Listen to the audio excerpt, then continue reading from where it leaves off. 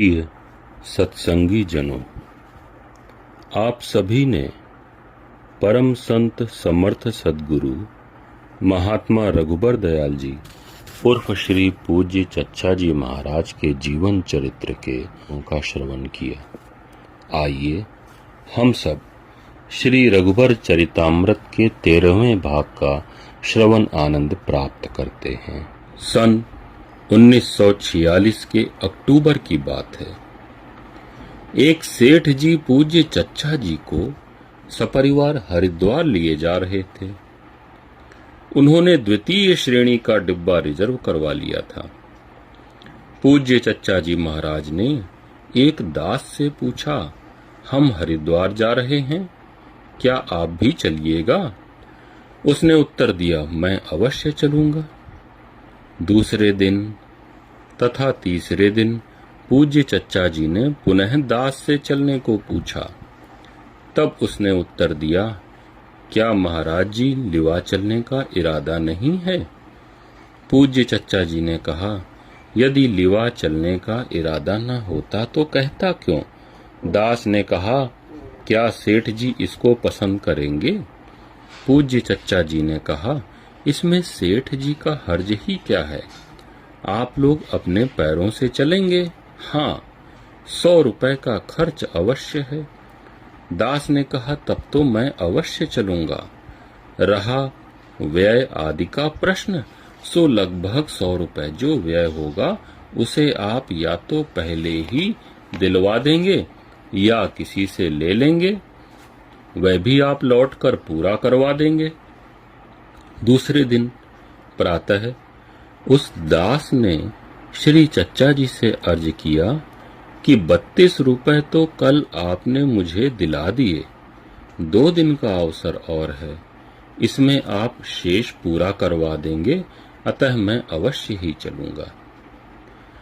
सब लोग हरिद्वार पहुंचकर कश्मीर हाउस में ठहरे, जो हरि की पौड़ी के ऊपर 2 मंजिला बना है।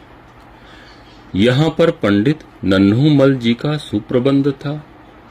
सब सामान पहले से ही एकत्रित कर रखा था। पूज्य चच्चा जी से पूछा, इसके अतिरिक्त जिस सामान की आवश्यकता हो मंगाया जाए।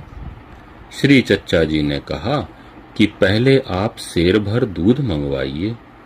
पूज्य चच्चा जी सत्संगियों का बहुत ख्याल रखते थे। गए हुए सत्संगियों में 2 व्यक्ति सवेरे दूध पीने के आदी थे, अतः दूध मंगाकर पहले उनको पिलाया। धन्य हो प्रभु, आपके सिवाय दूसरा और कौन दीनों की चिंता करने वाला होगा? बिनु सेवा जो द्रवे दीन पर, ऐसो को दयालु रघुराई। हरिद्वार में जितने दिन रहे सब भाइयों का बराबर ध्यान रखते। ऐसा ज्ञात होता था कि हर समय साथ रहते हैं। कहीं घूमने जाएं या अन्य किसी स्थान को जाएं, सदैव पूज्य चच्चा जी के साथ जाने की अनुभूति होती थी। प्रायः साथी लोग हरिद्वार के पवित्र स्थानों को देखने जाया करते थे और घूमते थे। 2 व्यक्ति पहले कई बार हरिद्वार के पवित्र स्थानों को देख चुके थे, अतः वे लोग कहीं नहीं जाते थे और सदैव पूज्यपाद चच्चा जी की सेवा में उपस्थित रहते थे। सायंकाल यह लोग श्री पूज्य चच्चा जी से थोड़ी देर के लिए आज्ञा लेकर जाते और घंटे भर में लौट आते, किंतु श्री चच्चा जी इतनी देर में अधीर हो जाते और देर तक घूमने की शिकायत करते। एक दिन सब लोगों का ऋषिकेश जाने का विचार हुआ और यह सोचा गया कि प्रातःकाल चले जाएं और शाम को सब लोग वापस आ जावें। पूज्य चच्चा जी को इस यात्रा में कष्ट होगा और उन्हें कहीं घूमना तो है नहीं, अतः विचार हुआ कि श्री पूज्य चच्चा जी तथा उनके साथ 2 व्यक्ति यहीं रहें और शेष लोग ऋषिकेश घूम आवें। अब यह प्रश्न था कि कौन भाई श्री चच्चा जी की सेवा में छोड़े जाएं, क्योंकि सभी व्यक्ति ऋषिकेश की सैर को उत्सुक थे।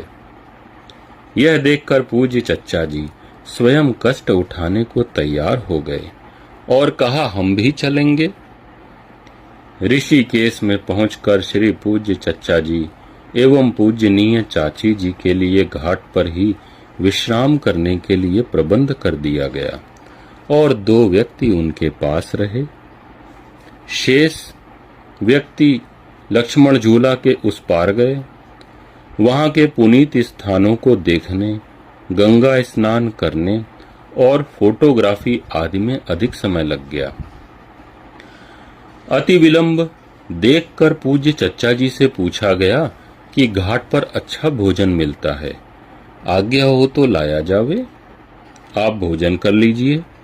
किंतु उन्होंने कहा कि जब सब लोग आ जाएं तभी भोजन किया जाएगा।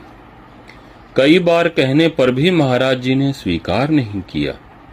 करीब 3 बजे फिर कहा गया कि अब वे लोग तो भोजन कर चुके होंगे, अतः आप भोजन कर लीजिए।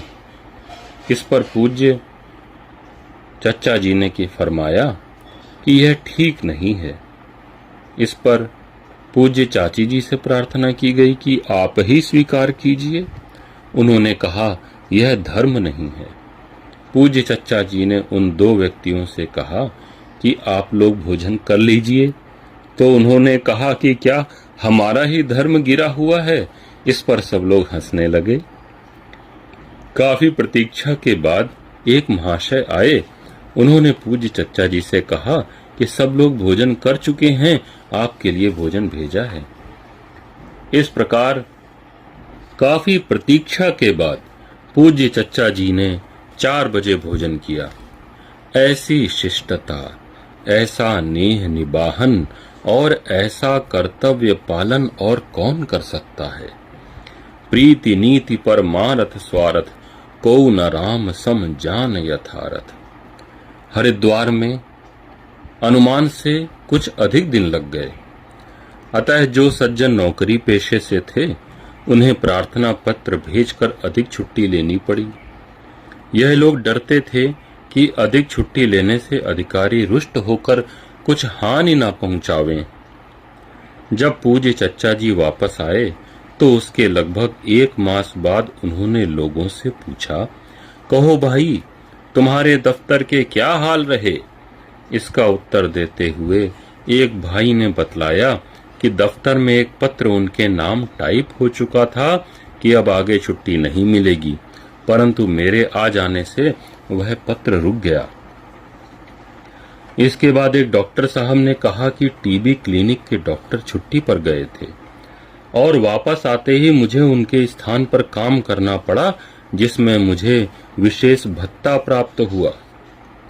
एक दास ने निवेदन किया कि महाराज, आपने 100 रुपए के लगभग तो जाने से पूर्व ही दिलवा लिए थे, और जब जाने लगे तो 100 रुपए एक स्थान से लेकर घर में पत्नी को दे दिए और उनसे कहा कि हम अपने शौक के लिए हरिद्वार जाकर 100 रुपए खर्च करेंगे, घर में सब सामान आदि तो है ही। इसके अतिरिक्त तुम यह 100 रुपए अपने पास रख लो और जैसे चाहना खर्च करना।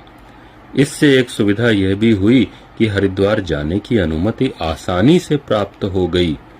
यह रुपया भी इसी मास में अदा हो गया और साथ ही साथ घर का मासिक खर्च सुचारू रूप से चलता रहा। जब लौट कर आया तब एक सज्जन के यहाँ नवाबगंज प्रतिदिन जाना पड़ा। उन्होंने एक साथ 200 रुपए शुल्क के दिए। यह रुपए घर ले जाकर दिए और कहा कि यह पूज्य चच्चा जी ने दिलाए हैं। इस पर सब लोग बहुत प्रसन्न हुए। चच्चा जी प्रत्येक व्यक्ति की आय, व्यय, दुख, सुख, रोग आदि का हर समय ध्यान रखते और येन केन प्रकारेण उसका निर्वाह करते। जन कहें नहीं अधेय कछु मोरे, अस विश्वास तजो जन भोरे। राम सदा सेवक रुचि राखी, वेद पुराण साधु सुर साखी। ओम शम।